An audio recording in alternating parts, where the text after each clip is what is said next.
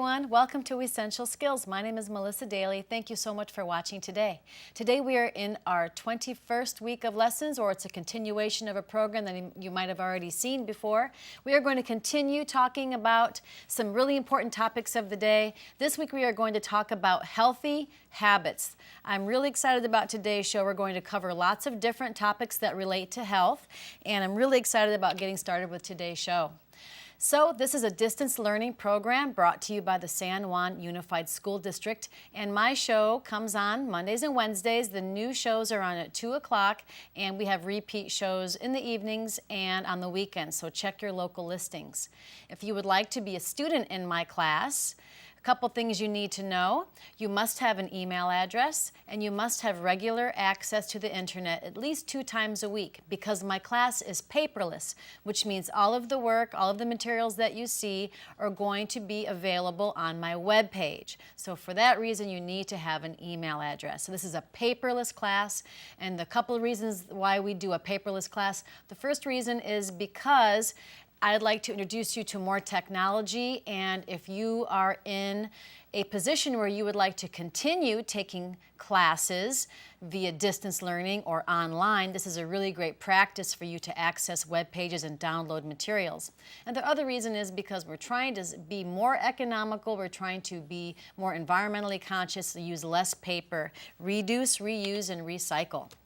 This class teaches workplace skills. So this class is a typical person that wants to join this class is an adult, 18 and over. They want to improve their skills in the professional workplace, such as reading and writing, including interviewing techniques, job skills, search help, learning about different ways to think about grammar, and we do a lot of math, and a lot of math that you'll find in the business place, as well as reading, other types of academic skills, writing, and lifelong skills. And today's show will be included in that topic, lifelong skills, talking about how to be healthier and how to think about how to improve our health.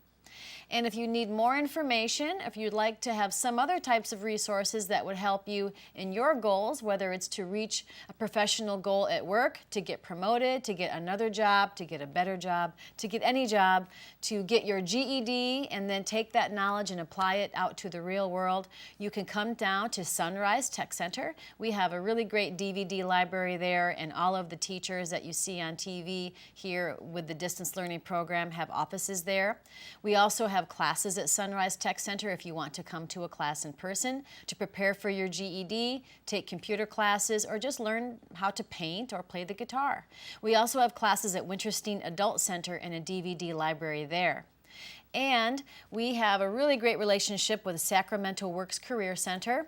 This is their phone number, 676-2540. This is their website, seta.net. And what they do there, they are career counselors, and at no charge, they can sit down with you, they can assess your goals, what are your interests, what are your types of skills that you have. They help you to write a resume, they help you with interviewing techniques. They also offer workshops and classes there. A lot of great things to say about Sacramento Works Career Center, so please take advantage of these free services. Today we are going to talk about healthy habits. I have a few things to talk to you about today. The first one, we're going to talk about kids. And as you may know, obesity in children is really increasing.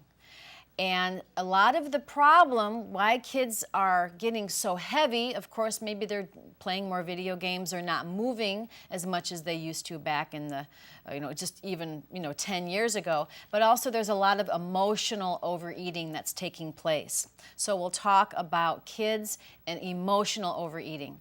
Also, I'm going to talk to you about a new initiative by President Obama and Michelle Obama specifically called Let's Move. It's a huge national campaign. A lot of money is going to be invested in this program, and that program is aimed to reduce childhood obesity. So we'll talk to you about what that is and what types of things you'll see in your schools, in your children's schools or the schools of your friends and family, and what you can do as an adult to be aware of this campaign and what you can do to help become healthier for you and your family. I'll show you that website. It's pretty interesting. And also we're going to talk a little bit about grammar and a little bit of Tools for Success Math 2 DVD. One of my favorite math DVDs of all time is the Tools for Success Math 1 and Math 2, and we'll look at Math 2 with Susan Baggett.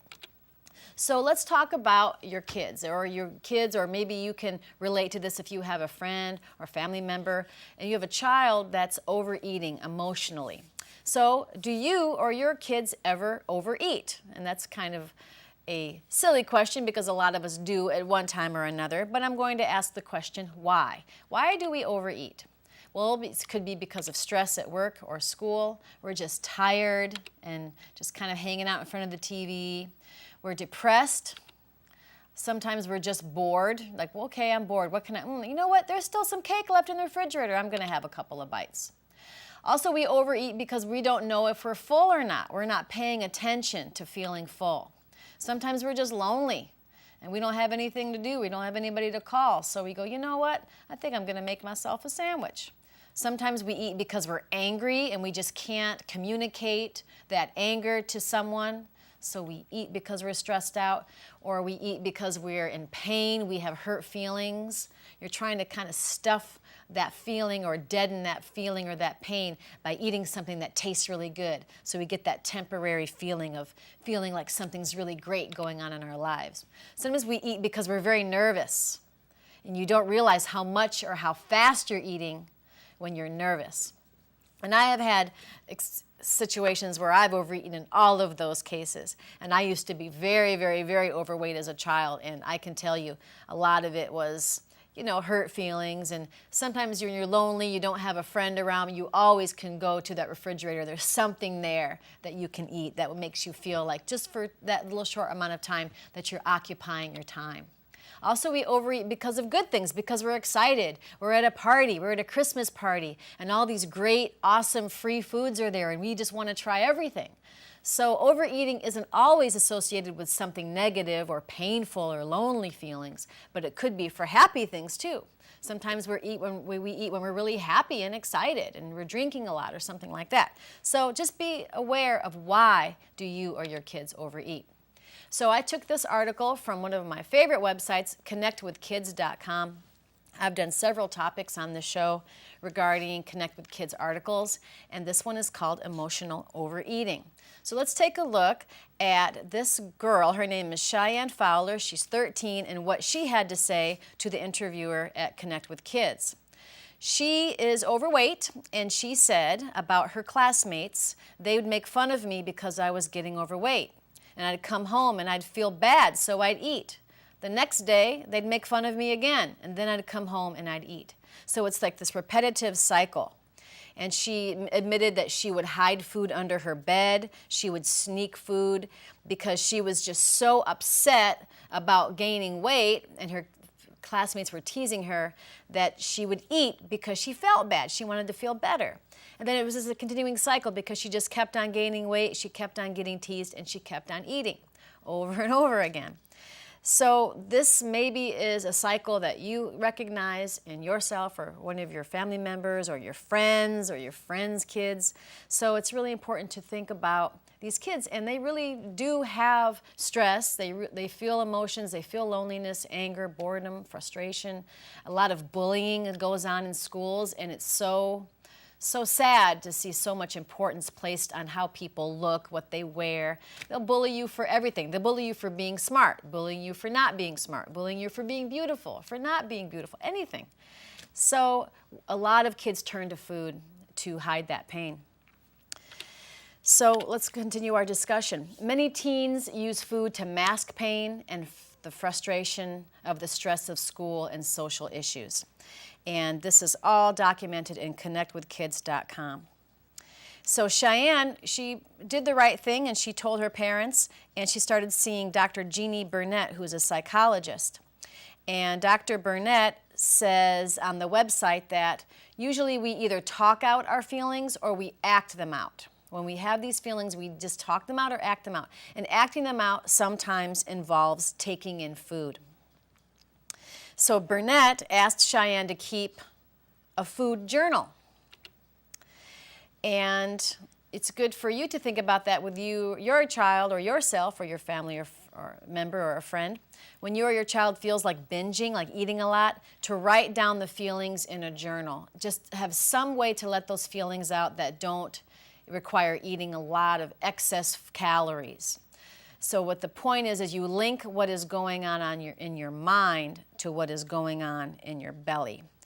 So that's something that I did when I was in high school. One of the things I learned that I would eat a lot just because the food was there. And if I didn't eat it, then my brothers or my sisters would eat it. So I would eat it so they wouldn't eat. We were all kind of fighting for food. I don't even know why. But so I would overeat just because I knew that if I didn't eat as much as I could, it wouldn't be there the next time. And it's interesting because, over the years, that same habit translated into other parts of my life. For example, if you ever go to the military in basic training and you're at your meal time, you're only given like 3 or 4 minutes to eat an entire meal. So you have to eat as much as you can, as fast as you can. Then after your 6 weeks, when you're done with the military, you go out and you're seeing all this food that you couldn't have before because you really only eat what they give you, and you're eating all this food really fast just because it's there. And when I left basic training and I went to my technical school, they only opened the cafeteria only certain times of the day. And after that, you couldn't eat anything in between those meal times. So I would eat as much as I could, even if I wasn't hungry, because I was only going to be able to eat for 15 more minutes, then I couldn't eat again for 4 more hours. So you have to understand and recognize those triggers that make you overeat. So writing those feelings down in a journal, or just knowing what's going on in your mind, what are your triggers, can really help understand why we overeat. So some tips for parents. Most people don't really know that they're eating for emotional reasons until they've gained a lot of weight, or they're depressed, or they get teased. You really don't recognize it sometimes because you're trying to hide and mask that pain. So some tips for parents to recognize the warning signs for your children. Being overweight is already an indication that you're taking in more calories than your body can use. Eating alone, if you end up eating a lot when you're by yourself, that could mean that there's some loneliness, there's some depression going on. If you hoard food, that means if you collect food to eat for a later time.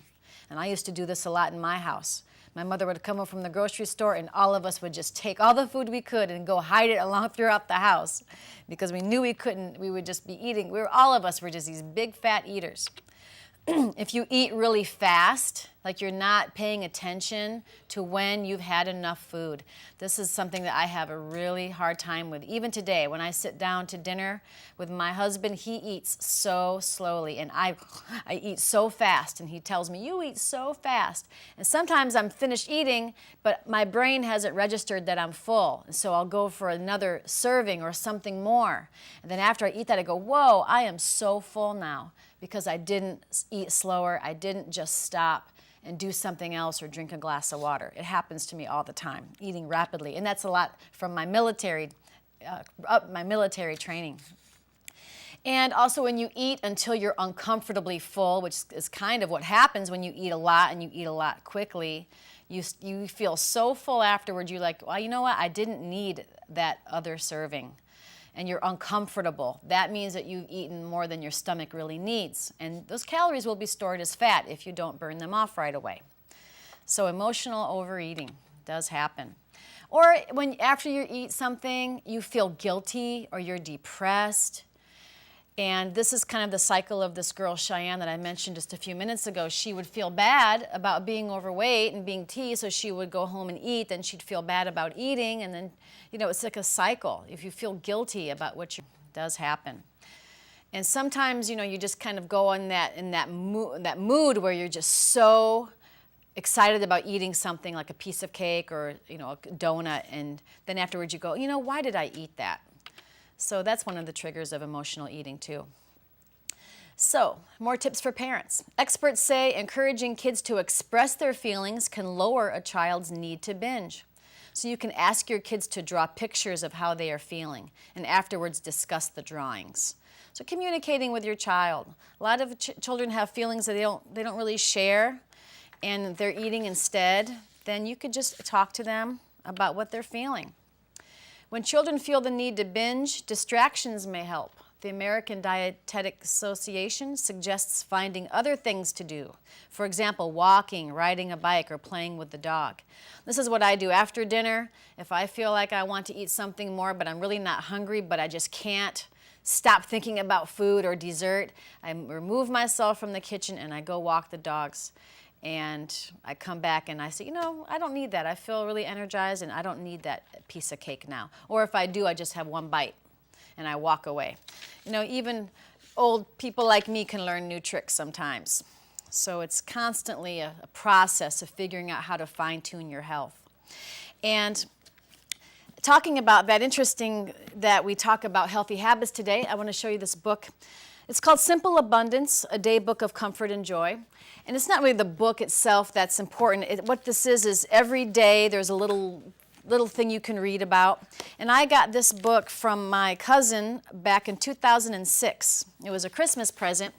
And I meant to read a little bit every day because every day has a different subject. And I had underneath a bunch of clothes in my drawer by the bed. And I opened the drawer and I said, oh, so, maybe I should start reading this book again. It was really interesting. So I opened up to today's date, and it talked about emotional overeating, and I thought I would share it with you. And the name of the headline is When You Hunger and Thirst. And so what the point is that your body has to be fed physically, but also emotionally and spiritually. And so this book is written by Sarah Bon Brethnock, and she says, many women, including myself, swallow life in an attempt to keep it manageable. Whenever we're anxious, worried, nervous, or depressed, without thinking, we instinctively swallow food and drink in order to push away the uncomfortable, negative experience we're feeling in our guts. We hunger and thirst, but it's not for a bowl of ice cream or a glass of wine. It's for inner peace and deeper connection. When I first became aware that I swallowed life was when I was really hungry and thirsty for joy and peacefulness. And it was a turning point for me in learning how to nurture myself. Finally, I understood that I wasn't underfed, but spiritually undernourished. I realized I could go within and ask my soul, my authentic self, what I needed. I learned to stop and ask myself the questions, how can I care for you at this moment? How can I love you? What is it you truly need? The next time you reach to put something in your mouth, take 1 minute to focus your awareness on what you're doing before you do it. Are you eating because you're physically hungry or you're anxious? If you're anxious, a walk around the block instead of into the kitchen would be better for you and more loving. At the end of the day, are you pouring yourself a glass of wine out of habit in order to relax? Instead, why not take a few moments to slip into comfortable clothes, sip a glass of mineral water as you prepare dinner, and enjoy the wine with your meal? Learn to create ceremonies of personal pleasure that can nourish your deeper longings. As you nurture your spirit with kindness, your physical cravings will loosen their grip. Realize today that you hunger and thirst for a reason. Ask yourself to reveal your deeper needs so that your spirit can satisfy you. Interesting that was today's Simple Abundance. And it's interesting to think, when you stop, you just want to eat. Okay, what are you hungry for? Are you bored? Are you eating it just because it's there? Are you nervous about something? How about you just have a glass of water? They're just things that you can do, that space between what happens to us and how we react to it, a piece of cheesecake, and what are we going to do about that cheesecake? Why are we going to have this cheesecake? Interesting journey that we take in our adult lives. So that was all about emotional overeating. Now I'm going to talk to you about this great new campaign called letsmove.gov. It's a new initiative by Mrs. Michelle Obama, and it talks about raising healthy kids. It's so great that finally, we talk a lot about how children are gaining weight, they don't spend enough time being active, they're getting bullied, and there's a lot of money that's spent on health care. There are kids now that are still in high school that are getting this gastric bypass surgery. There are kids that are in high school and junior high that weigh over 200, 300, 400 pounds. these poor kids, and they're so depressed. And obesity threatens the healthy future of 1/3 of all American children. I'm taking these quotes directly from the website. Obesity rates have tripled in the past 30 years. And we spend $150 billion every year to treat obesity and the obesity-related conditions, and the number is growing. That's going to be more and more expensive. For the first time in American history, our children's life expectancy may be shorter than their parents. We need to get moving. This is directly from the website. So let me go ahead and switch over and show you the website. So I'm going to get out of this and show you Let's Move. So if you ever are in the gyms, I was at California Family Fitness the other day, and I started seeing these posters with this design, this logo, and I was like, oh yeah, that's the Let's Move campaign. So there's a little video here. I won't play it now because of you can go ahead on the website yourself. It's letsmove.gov. It's a government website, and it's got all these great blogs. And so this is what it looks like, and you'll see this logo probably in the schools. It would be great.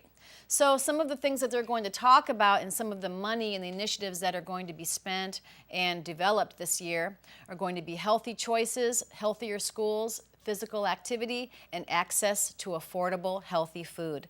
And let me just give you a little bit of an example of what those topics cover. So the Let's Move goal is to solve the problem of childhood obesity within one generation. So Let's Move will give support to parents to offer healthier food in schools, help kids be more physically active, and make healthy, affordable food available in every part of the U.S. So in this next part of the show here, we'll see how Michelle Obama, community leaders, teachers, doctors, nurses, moms, and dads take on the challenge of childhood obesity. And I was an obese child. I wish this was around. So I talked about those headings. Healthy choices, going to give you tips for parents. Healthier schools, we're going to talk about good nutrition in schools. Physical activity, kids need at least 60 minutes every day of activity. And access to affordable, healthy food. Why? Because more than 23 million Americans do not live near grocery stores with fruits and vegetables. That's a lot of kids that don't even eat fruits and vegetables throughout the day. I was watching Dr. Oz show last week, and there were lots of kids on the show, and all of them are overweight, but a lot of them are really unhealthy. And there was a skinny little girl, and she said she never ate vegetables. She didn't even know what broccoli was, and she was like 12 years old. So you'll see a lot more initiative coming online and TV shows and things like that, talking about having kids have more access to fruits and vegetables. So healthy choices, one of the initiatives was to empower consumers. And what they're going to do is add more nutrition information on labels and vending machines. And all of this costs money, so the government is going to spend a lot of money on this year. We're also going to educate doctors and nurses about obesity and to help monitor children's body mass index. And body mass index is just essentially your weight divided by your height that comes out with a number. And if that number is over a certain number, then the child is obese. So you have to monitor that. Your height and your weight should be in proportion. And also talking about the food pyramid, which I thought was really interesting, that finally, after all of these years, they are going to change the food pyramid. You know the food pyramid, which at the bottom is all the grains, at the top was the fats and sugars? Well, they're going to change that, and it changes depending on if you're a child, if you're pregnant, if you're active. Finally, it's like saying, here's one shoe. Everybody has to wear this one shoe. It doesn't matter what your size is, how long you're going to walk in that shoe. So finally that pyramid is going to change. I'm really happy about that. And also on that website you'll find a food atlas, which is an interactive map for U.S. food. You can click on any state, any county, and you can find the poverty level. You can find the average ratio of how many people do not have access to a grocery store within 1 mile from their house. Really interesting things on that food atlas. And they update the website all the time. In healthier schools, think about this. Kids eat half of their calories at school. Half of their food is eaten there. So lunches really should be nutritious. So they've created a Healthier U.S. Schools Challenge program to reduce sugar, salt, and fat in school meals. And they're also going to reauthorize a Child Nutrition Act to improve the quality of school meals. And you'll see a lot of this on TV. There's a show called Jamie Oliver's Food Revolution where he goes into cafeterias and tries to get rid of all the French fries. And it's interesting. It's really a great show. Also, physical activity. We know we need to get activity. We have to make the time. So in the Let's Move initiative, they're going to be giving out presidential active lifestyle awards. So you can exercise 5 times a day for 6 weeks and you can earn these medals. It's pretty cool. You can earn awards that are associated with your activity points. And down here are some of the examples of the medals. There's the gold, bronze, silver, and bronze. And then here's like a little patch. So it's really easy to do this. You can sign up at www.presidentschallenge.org, and I did, so I am taking part in this initiative, and I log my activity every day, and I'll show you what that looks like. Let me get out of this website, out of this PowerPoint, and I'll show you what it looks like. So here it is. It's www.presidentschallenge.org. And you can be a child to participate, you can be a teen, an adult, a senior, anybody can start. So I log in, and even teachers, they have nice plans here, and you could start a group of people if you want to have some friends, and you all log your activity, and you can earn points and you can earn awards. So let me show you what this looks like. I'm going to log in with my login. So it says here, I can log my activity. I'm going to click. I am 16% of the way towards a bronze award. So today is this date here. I am going to say what I did this morning. I did yoga, and I did it for 1 hour. And I'm going to update the log. Oh, I have to just select a description. It was general yoga. And I have earned now 3,000 points towards 20,000 points. Very easy to do. And I'll log back out. All right, so that's the presidentschallenge.org. And why don't you go ahead and sign up? It's free, and it's really fun, and it helps you stay motivated and keep track of your activity. And it's great to earn those presidential awards. You never know if they're going to be worth something someday. So what else do we have? Okay, now for the interesting that we talk about access to food. We don't really think about that in the past. Like there are a lot of kids that don't eat vegetables because they don't get them. The parents don't have access to them. They have to drive, maybe 20 miles or take 2 buses to get to a grocery store that has vegetables. So they just go to the McDonald's at the corner, right? So there's a term that's come up, and it's called food desert. What is a food desert? A food desert are areas with limited access to affordable and healthy food. So the goal for Let's Move is to take these food deserts and make them non-existent.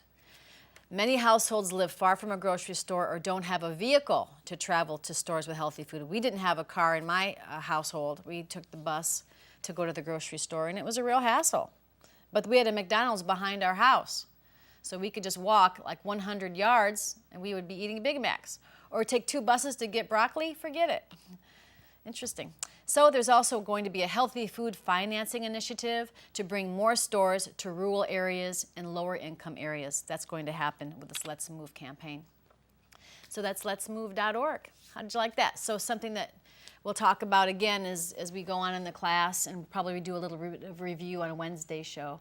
So we talked about emotional overeating as part of our healthy habits topic, and the letsmove.org campaign. Now I'm going to switch gears and give you a little bit of grammar to help our professional development, our writing skills, our reading skills, and our speaking skills. And we're going to talk about conditionals. We're going to talk about present conditionals using if and using when. So let's just do a little bit of a pre-test here. Fill in the blank for me in the following sentence using the word if or when. You decide which would be better. I go to the movies every Sunday. Blank, I get there. I love to order popcorn and a diet soda. Do you say if I get there or when I get there? I go to the movies every Sunday. If I get there, I love to order popcorn, or when I get there? The answer is when. All right, so think about that. If you answered the question when, you got the answer right, but why? Why is it when and why is it not if? It's a present conditional. Let's look at another one. If or when. I never go to the movies anymore, but I'll go this weekend, blank, I don't have to babysit. If I don't have to babysit or when I don't have to babysit. I never go anymore, but I'll go this weekend if I don't have to babysit. Now in this situation, I said if.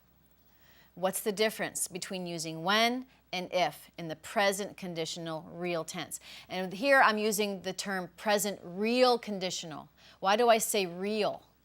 Because this is a situation that's present tense, it's absolutely possible. We use if and when with present real conditionals.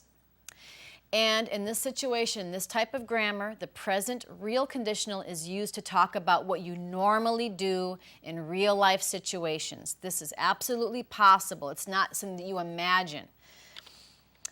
And the form is we use the simple present tense.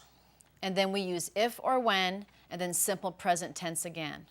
Or we can start the sentence with if or when. If I go to the movies, if I go, simple present, I order popcorn, simple present.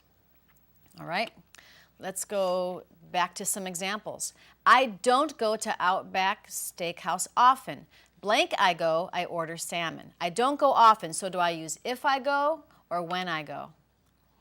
How about this example? I get my oil changed at OK Tire every 3 months. Blank I go, they always rotate my tires. In one of these situations, I'm going to use the word if, and one of them I use when. These are present tense words, verb tenses, right? And they are real situations. In the first example, I use if.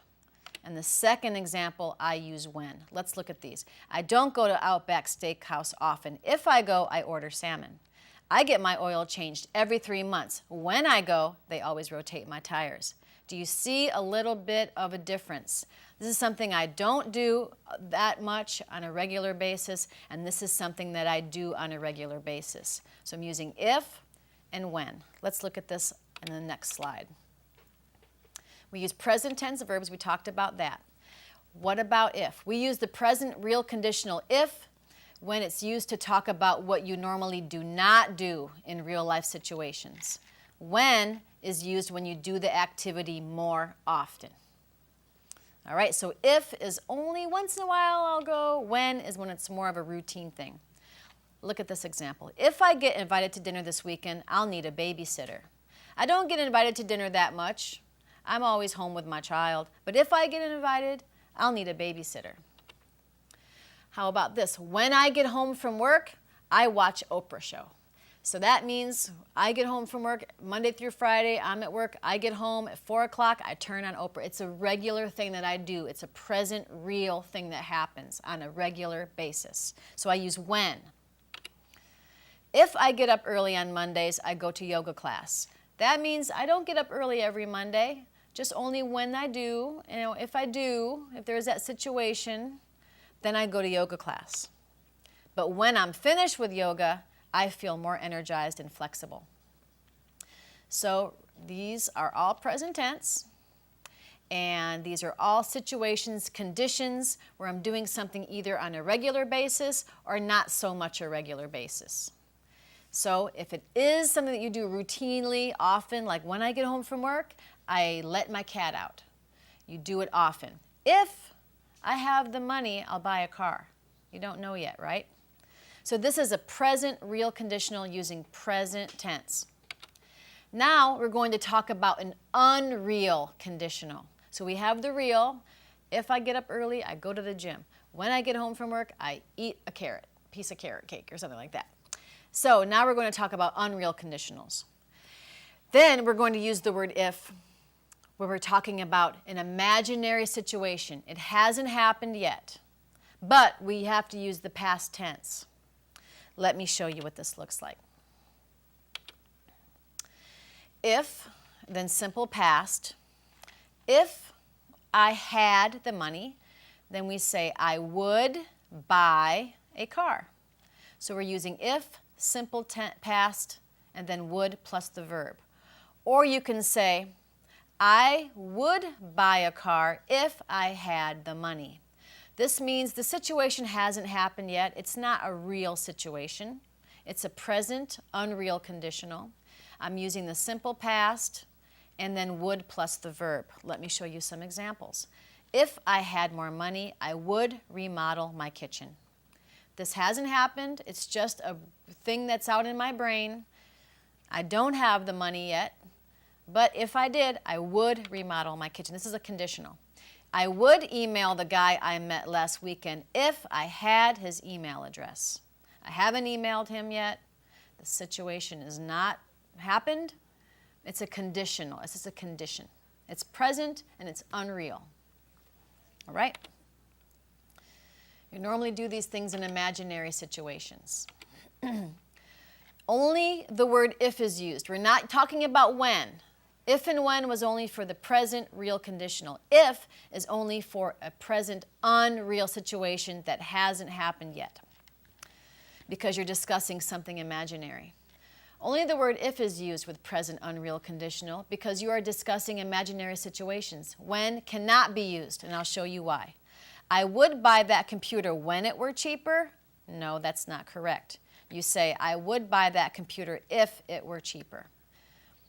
So we don't use when if it's an unreal situation. We use when you're doing something routinely on a regular basis. It's real, it's present tense, it's a routine, it's often. Okay? Let's try. Fill in the blank with if or when. She never drives her car. Okay? This is something that doesn't happen. Blank she does, it's always for long distances. You can say if she does. This is the most appropriate response. Next one. Please call me blank you get home. You do live at home, right? I mean, you have a home and you go home when you're not after you finish your work. So this is something that you do on a regular basis. The answer would be when. Please call me when you get home. Or you can say, if you get home early from work, call me. It doesn't happen routinely, right?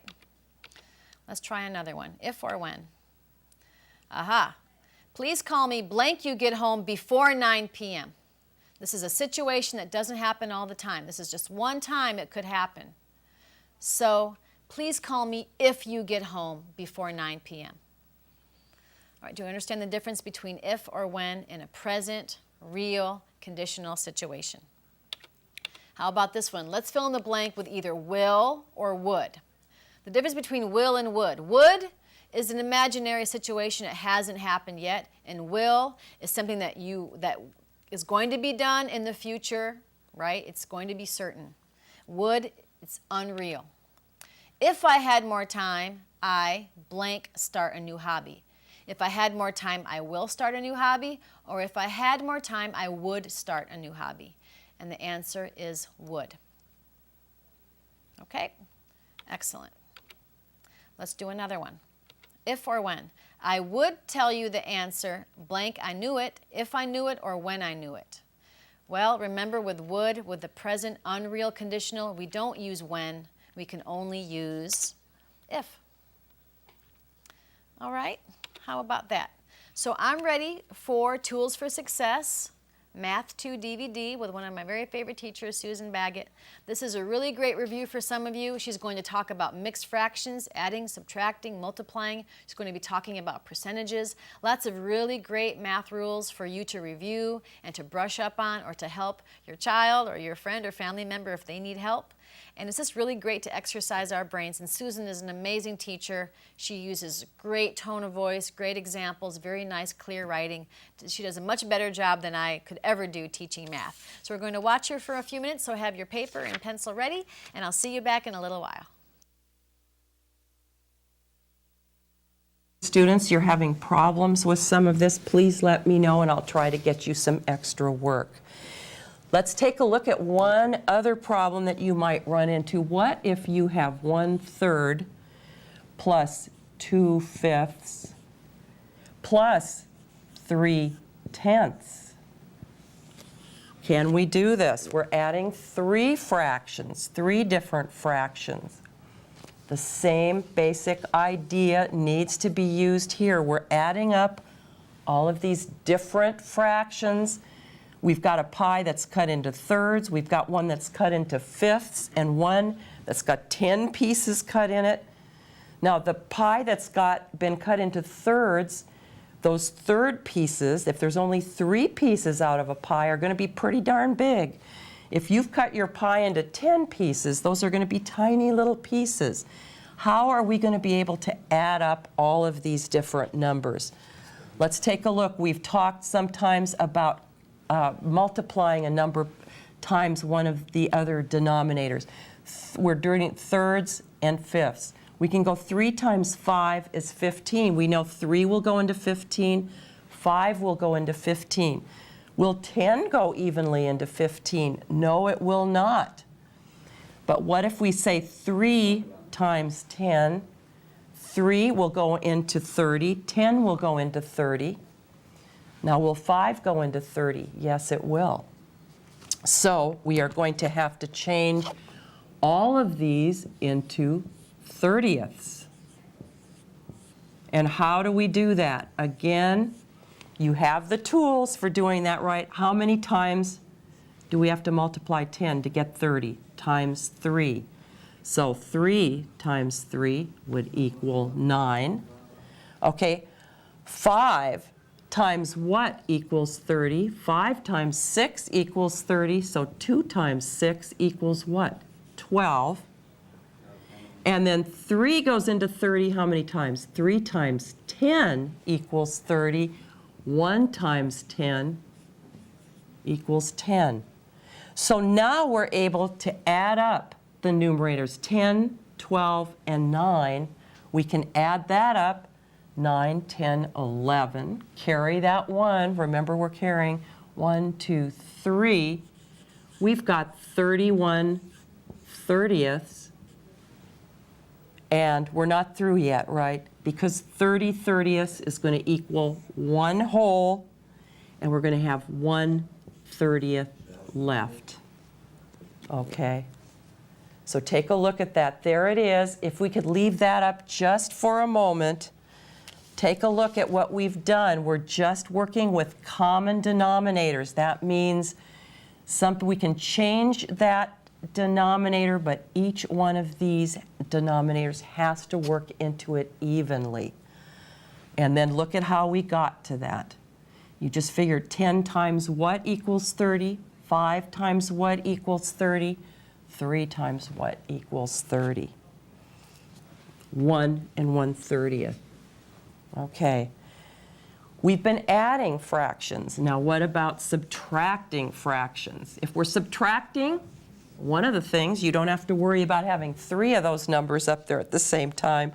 But subtracting fractions, basic ideas, the same basic ideas. What if we have 3/5 minus 1/5? Again, we're working with the numerators. 3 minus 1, our answer, 2/5. Notice how we start out very easily. Very easy, just using the numerators. But now let's throw in a little bit of a complication. What if we have 3/5 minus 1/3? What do we have to do here? It's the same basic idea as adding, only we're subtracting this time. What do we have to have? We have to have common denominators. Easy way, 5 times 3 is 15. We know both of these will go into 15ths. And how did we get there? 3 times 5 equals 15. We've got to do the same thing up here. 1 times 5 equals 5. 5 times 3 equals 15. 3 times 3 equals 9. And 9 minus 5 would be what? 4/15. There's our answer. Again, just knowing how to use those common denominators. If that is a little bit confusing for you and you need more help, please let me know and we'll see what we can do for you. Now, with subtracting fractions, we've got the same possibility of having a whole number and a fraction, which would be called a mixed number. We've got a whole number 5 and 1/4. And what if we're taking away 2 and 3/4? Now I've thrown you one more little curve. I want you to take a look at this. How are we going to take 3/4 away from 1/4? 1 minus 3, we can't really do that. So what are we going to do? We're going to borrow. I hope you all looked over here. We can borrow from that 5, and we're going to borrow one whole number.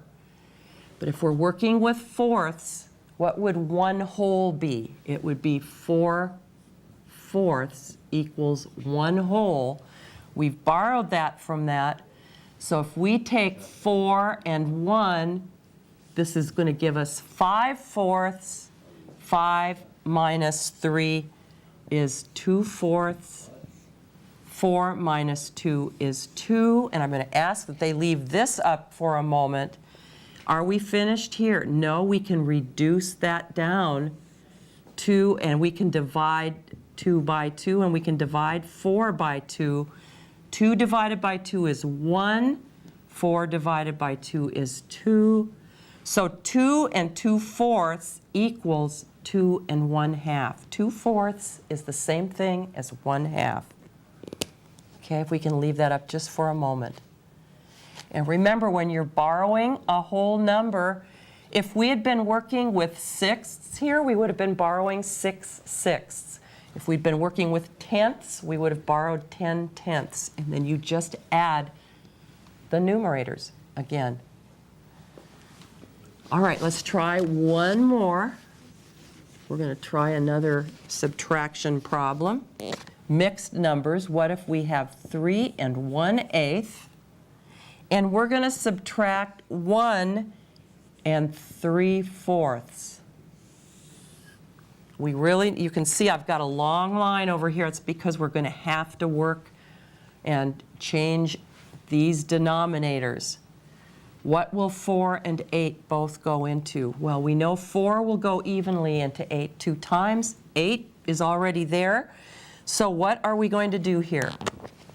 This is going to be 3 and 1/8 minus what?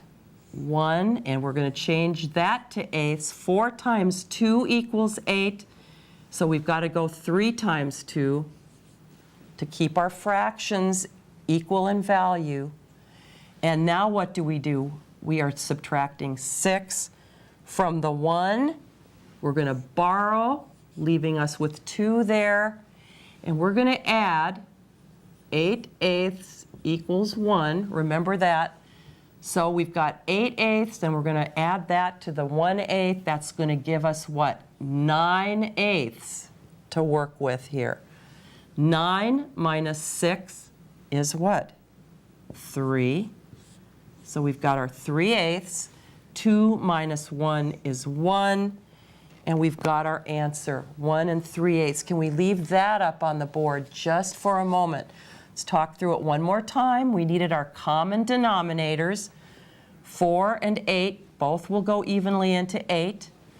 8 is already there. We've already got that, so that just remained the 1/8.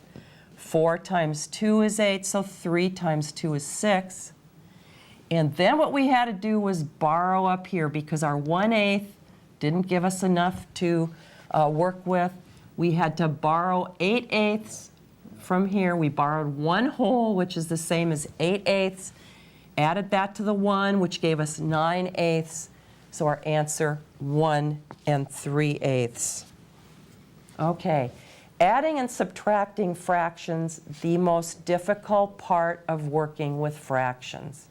If you've got that, we're ready to go into multiplying and dividing, and they are so much fun compared to the adding and subtracting because you don't have to worry about common denominators. That's the main thing. With multiplying and dividing, you don't even have to worry about those denominators. All you have to do, let's look at how simple it is to multiply. What if you have 1/3 times 1/2, what do? All you're doing when you're multiplying a fraction is going straight across. 1 times 1 equals 1. 3 times 2 equals 6. How much easier can it be? And that's it. That's how easy it is to multiply a fraction. What about this? Let's do 1/3 times 4/5. Again, what do? 1 times 4 is 4. 3 times 5 is 15. And there you've got it. Don't you just love how easy multiplying fractions is? Really, really easy. Now, there's also another fun thing you can do while you're multiplying fractions. Just remember, multiply the numerator times the numerator straight across, denominator times denominator straight across. Now let me show you a really fun thing. I love this. Oh, let's do a different fraction though. Let's do this. Because this is going to make it really fun. 1/3 times 3/5 equals. Okay, now, yes, we can go 1 times 3 equals 3. 3 times 5 equals 15. But are we finished? Hopefully you're remembering. No, we need to be able to reduce it to its lowest terms. 3 divided by 3 and 15 divided by 3 gives us what? 1. 15 divided by 3, 5. Okay. Look at what we can do, though. We can actually skip this whole process by doing what? We can cross cancel. And look at what we can do here. It's going to save us that step. When you're multiplying fractions, if you can look across, and if 3 will go into 3 evenly, both you're going straight across here, 3 divides into 3 one time, 3 divides into 3 one time here. Look at this. 1 times 1 equals 1. 1 times 5 equals 5. And we've got the same answer. It saved us a whole step. If you find that you've got fractions and you can cross cancel, it is going to save you a lot of work, and it's a lot of fun. So let's take a look at another problem. We're just going to keep adding and adding as we work with these fractions. We're going to work with cross canceling a little bit more because it is so much fun.